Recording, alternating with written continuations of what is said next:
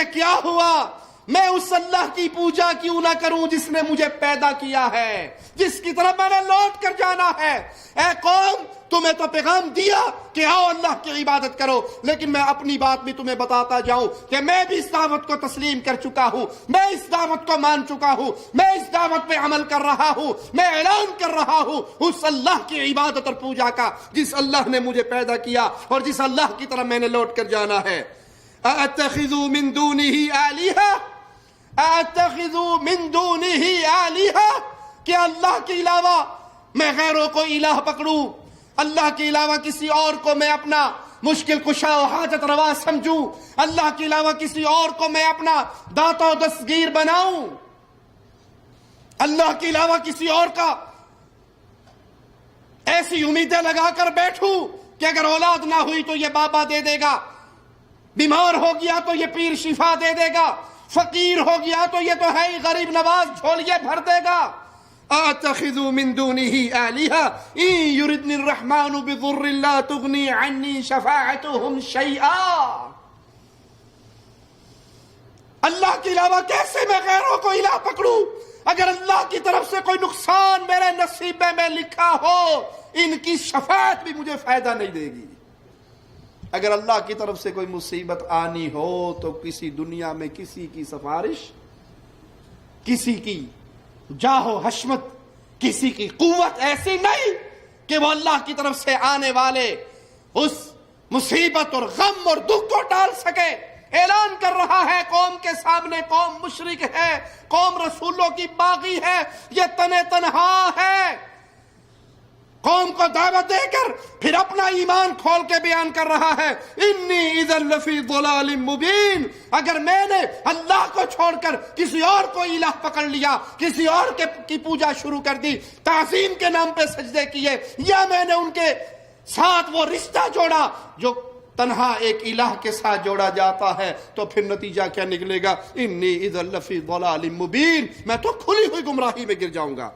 انی آمنت بربکم فاسمعون، انی آمنت بربکم، سنو میری قوم، میں تمہارے رب پر ایمان لے آیا، سنو میری دعوت کو، سنو میرے پیغام کو، سنو میری جرت کو، میں تمہارے رب پر ایمان لے آیا۔ ان بتوں کا انکاری، ان جھوٹے الہوں کا انکاری، ان پوجے جانے والے خداؤں کا انکاری ہو کر آمنت، میں اعلان کر رہا ہوں، میں ایمان لا رہا ہوں اس پر جو میرا بھی رب ہے، جو تمہارا بھی رب ہے۔ انی آمنت بربکم، میں تمہارے رب پہ ایمان لے آیا، وہی تمہارا رب ہے، وہی میرا رب ہے۔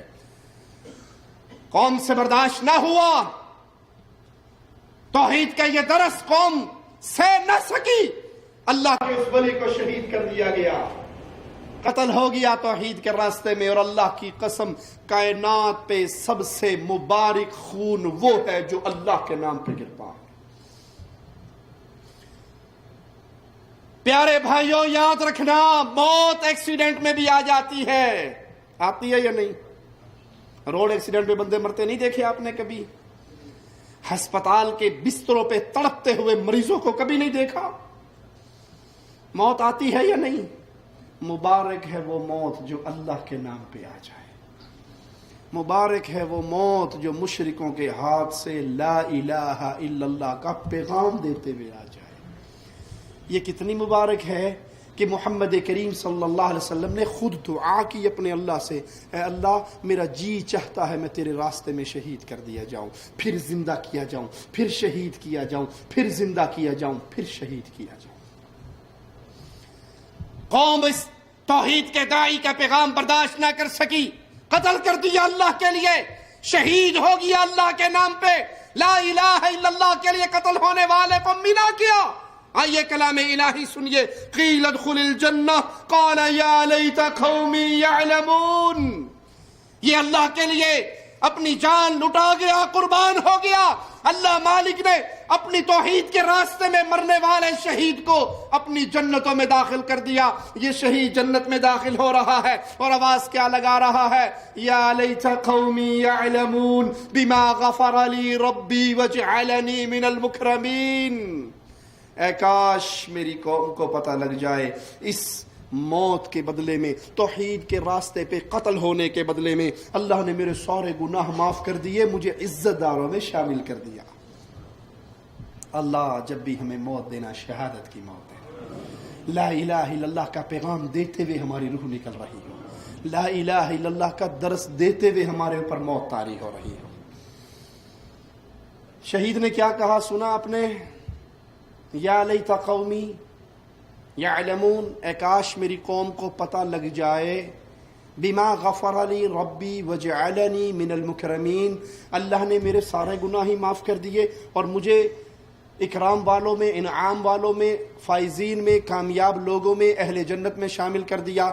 شہید کہہ رہا ہے کاش میری قوم کو پتہ لگ جائے۔ شہید واپس آ کے خود نہیں بتا سکتا، جی ہمارے شہید تو یہیں پھرتے ہیں نا، ہمارے شہید تو یہیں بابا جی بس یہیں ہوتے ہیں، نظر نہیں آتے۔ آپ کی آنکھ کا قصور ہے، پیر جی ایتھی لگے پھرتے ہیں۔ شہید زندہ ہوتے ہیں جی، بالکل زندہ ہوتے ہیں، آپ کو شہید ہوتے ہیں، جو شہید زندہ ہوتا ہے، نبی بھی زندہ ہوتے ہیں، سارے زندہ ہیں، بس آپ کی آنکھ نہیں دیکھ سکتے، یہیں کہیں گھوم رہے پھر رہے ہوتے ہیں۔ وہ آپ کو دیکھ رہے ہیں، آپ ان کو نہیں دیکھ رہے۔ سمجھانے کے لیے مثال دیتا ہوں، دو بندے اللہ کے راستے میں قتال کے لیے گئے، ایک زندہ واپس آ گیا، اس کو کیا کہتے ہیں جی؟ غازی۔ دوسرا قتل ہو گیا، اسے کیا کہتے ہیں؟ شہید۔ اس کی بیوی کس کی بیوہ ہوئی، غازی کی یا شہید کی؟ زندہ کی یا مردہ کی؟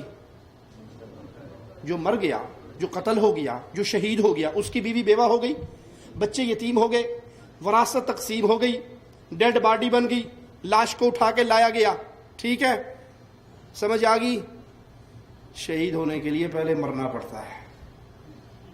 شہید ہونے کے لیے پہلے جو مرتا ہے وہ شہید ہوتا ہے، جو زندہ آ جاتا ہے وہ شہید، وہ غازی ہوتا ہے۔ ہاں اللہ نے شان اتنی بخشی ہے، جو خود اپنی جان کو ہتھیلی پہ رکھ کے اللہ کے راستے میں قربان کرتا ہے۔ میرا مولا کہتا ہے اس کو مردہ نہ کہنا، یہ زندہ ہے۔ پر یہ زندہ کہاں ہے؟ لاہور میں، دہلی میں، یہ زندہ کانپور میں، یہ زندہ گجرانوالے میں ہے، یہ زندہ بابا شادی شہید کے مزار پہ بیٹھا ہوا ہے۔ یہ زندہ ہے کہاں؟ عند ربہم، رب کی جنت میں زندہ ہے۔ دنیا میں اس کی بیوی عدت گزار کے کسی اور کی بیوی بن گئی، دنیا میں اس کا مال تقسیم ہو گیا، دنیا میں لوگوں نے کہا یتیم ہے، یہ ان کا باپ اللہ کے راستے میں مارا گیا، یہ یتیم ہو گئے، بچے یتیم ہوئے، بیوی بیوہ ہوئی، مال تقسیم ہوا۔ اللہ نے عزت اتنی دی کہ اس کو کوئی مردہ نہ کہے، یہ زندہ ہے۔ پر زندہ پاکستان میں نہیں، بر صغیر میں نہیں، یہاں آپ کی گلیوں میں نہیں، آپ کے مسئلے حل کرتے ہوئے نہیں پھر رہے، یہ زندہ کہاں ہے؟ جنت میں۔ یہ دنیا میں واپس آ سکتے؟ اگر آ سکتے تو یہ شہید کا قصہ جو قرآن نے سنایا، وہ کبھی کہتا یا لیت قومی یعلمون، کاش میری قوم کو میرے حال کی خبر ہو جاتی۔ وہ تو حال کی خبر دینے کے لیے خود آ سکتا تھا یا نہیں؟ اللہ کے لیے اپنے عقیدوں کی اصلاح کرو۔ شہداء اللہ کی جنتوں میں ہیں، ہماری زندگی کا انہیں شعور نہیں، ان کی زندگی کا ہمیں شعور نہیں۔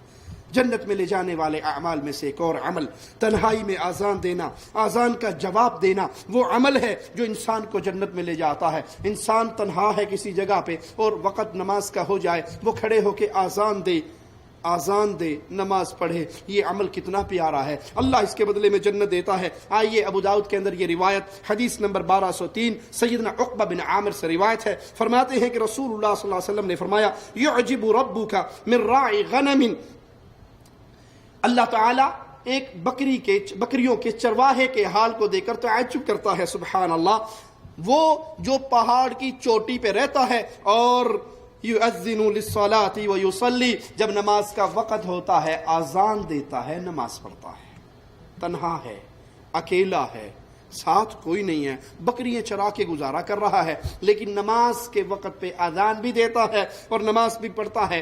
مالک کیا فرماتا ہے؟ فیقول اللہ انظروا الی عبدی، دیکھو میرے بندے کی طرف دیکھو، یؤذن ویقیم الصلاۃ یخاف منی قد غفرت لعبدی وادخلته الجنہ، میرے بندے کو دیکھو، یہ مجھ سے ڈر رہا ہے، اس کے دل میں میری توحید، میرا خوف موجود ہے، یہ مجھ سے ڈرتا ہے، نماز کے وقت پہ اذان دیتا ہے، نماز پڑھتا ہے۔ لوگوں یاد رکھو، میں نے اپنے بندے کو معاف بھی کر دیا، جنت بھی دے دی۔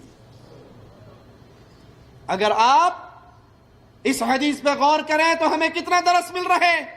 یہ وہ ہے جو پہاڑ کی چوٹی پر ہے، تنہا ہے، اکیلا ہے، اذان کے وقت پہ اذان دیتا ہے، اور وہ جو اپنے کمرے میں بیٹھا رہے اور اذان سن کے بھی مسجد کو نہ جائے، اذان سن کے بھی کنڈی لگا لے، دروازہ بند کر لے، اذان سن کے بھی کرمٹ بدل کے سو جائے، الارم بجتے ہوئے کو بند کر دے کہ چل کوئی نہیں 9 بجے اٹھ کے پڑھ لاں گا، کیا اس کے دل میں بھی اللہ کا خوف ہے؟ کیا دوسرے لفظوں میں اس کے دل میں بھی اللہ کی محبت ہے؟ اللہ کی توحید کو اس نے سمجھا ہے؟ یہ وہ بندہ ہے جو وقت پہ اذان دے، نماز پڑھے، اللہ کی جنت کا سودا کر لیتا ہے۔ صحیح مسلم حدیث نمبر 850 سنیے، سیدنا عمر رضی اللہ عنہ سے روایت ہے، وہ فرماتے ہیں کہ نبی صلی اللہ